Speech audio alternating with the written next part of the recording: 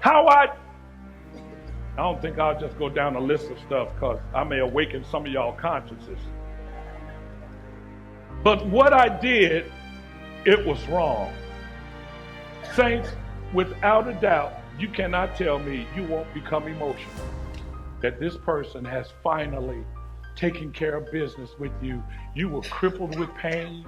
You was carrying that thing around for years. You may have never told anybody, but they owned up to it, and you got emotional. That was one of the reasons Joseph, he cried. He's like, man, my brothers finally apologized to me. Secondly, for finally setting their souls free from guilt, shame, and punishment, they can now live freely. Joseph was crying and he was emotional because he knew his brothers were miserable.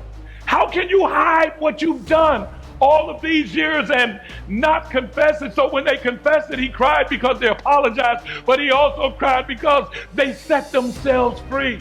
Saints, for those of y'all who are holding out on apologizing, you got two people in prison, the person that hurt you and yourself, because you haven't forgiven the hurt. And once reconciliation happens, everybody goes free. The person that did the damage goes free of the punishment and the penalty, and the person that was hurt goes free, and the burden is off of their shoulders. But the third reason Joseph cried is because they misjudged him. They thought that he was going to get back at them, which was the furthest thing from Joseph's mind. Joseph had already forgiven them. He was a man of character. He let them go. But sometimes people cannot let other people go. Let me tell you why. Because if they were in Joseph's shoes, they wouldn't let nobody go. Think about that. Some people will act out what they think other people will act out, and they will not release. But Joseph said, I'm not like that, you all. I don't have to get back.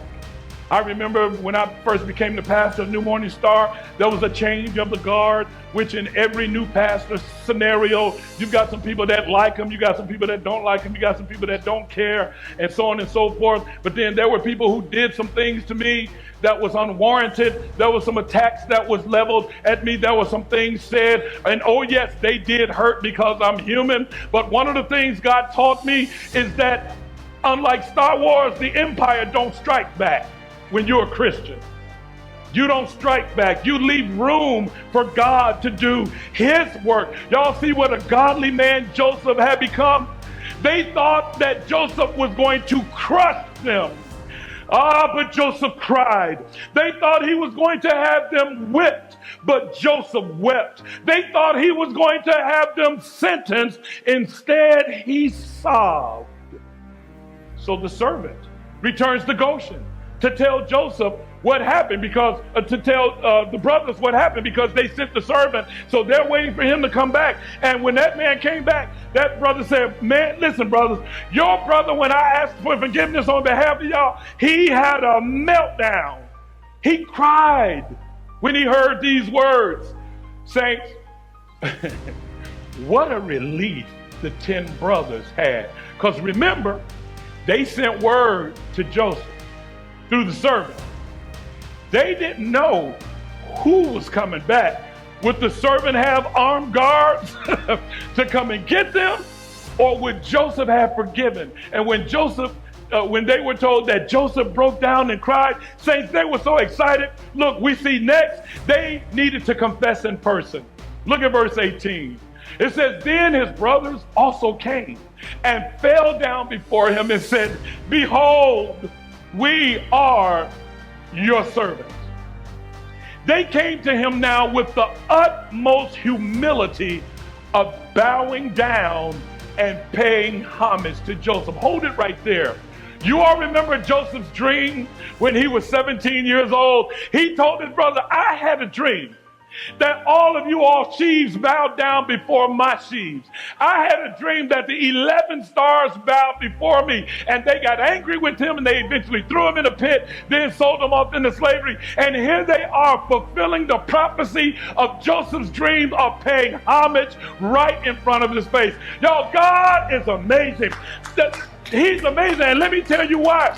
Your arrogant self, who like to exalt yourself over people and mistreat people, You better be careful, because God can make you bow one day. God could humble you at home, in the hospital, on hospice. Come on, y'all. Don't think that you are out of reach of God when you don't deal rightly with people. These 11 brothers, they are bowing down, paying him homage. And as I continue, they committed here to being his slaves. Not working in the house. They said, we will be your servants, your slaves. Here's what they were doing. We're willing to pay you back through slavery for the wrong that we've done to you. Saints, do you sense the magnitude of these brothers owning up to the depth of hurt that they placed on Joseph, that they were willing to try to pay him back and become his slaves? This was their confession in action. They was willing to become slaves to offset the wrong that they've done. When was the last time you confessed and admitted a wrong you have done to someone? Either by way of an awakened conscience or someone contacting you to inform you that you have done them wrong. What was your response? Did you own up to it? Or did you offer excuses and explanations as to why you did it? You know, the worst thing you can say when you apologize to somebody is, I'm sorry, would you forgive me? It wasn't my intention to hurt you. Nobody cares about no intention. I care about the hurt. You stabbed me. Yeah, it wasn't your intention to use that knife, but you stabbed me and it hurt. Have you ever had to practice humbling yourself so that somebody can be healed from the hurt that you inflicted upon? Come on, let me step back here and relax just a bit. Some of you parents have hurt some children and you ain't made it right. And some of you don't even know what you did. You just know that your child is acting out. And you never gave them audience to talk to you about the damage that they felt you've done while you were raising them.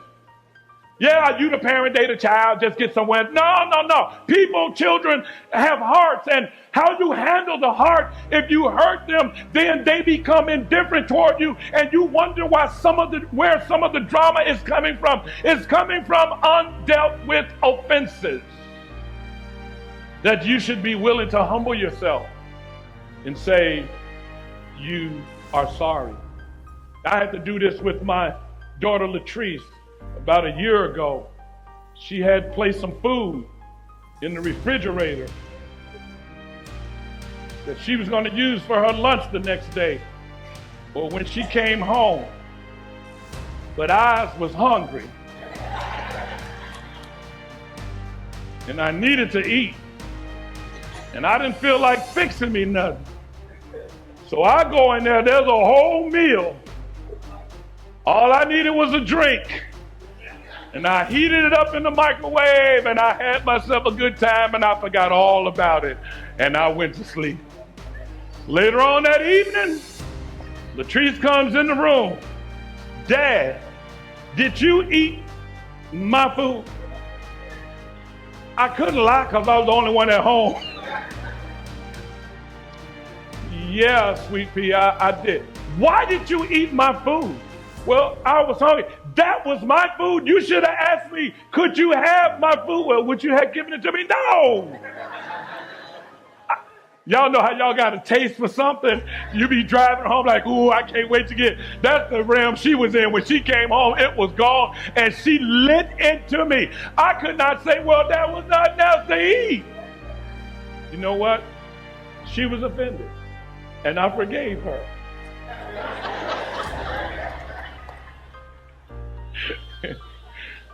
I asked her forgiveness, and she forgave me, and it wasn't a qualification, it was a footnote after she forgave me. This is what she said lovingly. Now, next time, don't be touching my stuff. I said, if I ask you, can I have it? What? Don't even ask.